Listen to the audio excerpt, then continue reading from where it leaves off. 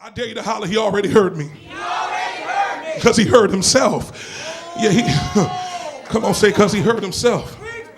God honors his word above all his name.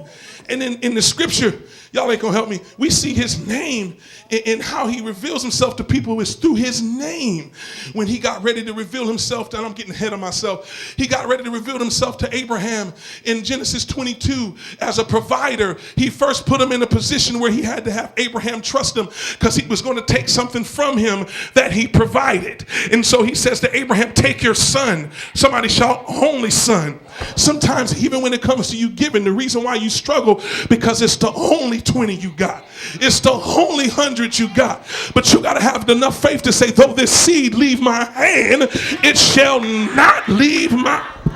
Y'all ain't gonna help me. All you quoted and you said, but do you really believe it? Are you really willing to go to the place when you got just the only, it's the only thing you got left, that if he says to give it, it's gonna take your bank account to zero, but you got enough faith to believe it and never hit negative. Y'all ain't gonna help me. I'm done. I gotta go. Y'all ain't gonna help me. See, some of y'all, you talk that faith stuff, you don't really believe it, but here's a man taking his only son, his only son that God promised the right way. Y'all ain't gonna help me. Some of y'all, you do the Abraham version and you create an Ishmael because you don't have the patience to wait on God. Touch your neighbor and say, God don't need your help. When God speaks a word, it's a done thing. I ain't got but 3 people in here that's preaching with me. Turn to your neighbor and say, it's done, it's done, it's done.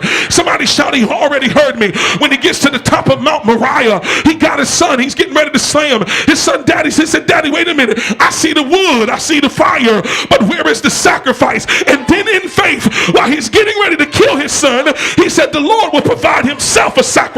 Wait a minute, but I'm getting ready to kill my son, but I'm talking about what he gonna do, and he had not done it yet. Y'all ain't gonna, faith says what he's gonna do while you're getting ready to do something that don't make sense to nobody else. I ain't got nobody to help me up in here. And then he turns around, sends an angel, and says, stop. Now that I know you won't hold anything from me. He said he named the place Jehovah Jireh. The Lord is my provider. When you show God, you won't hold nothing from him. He'll give you every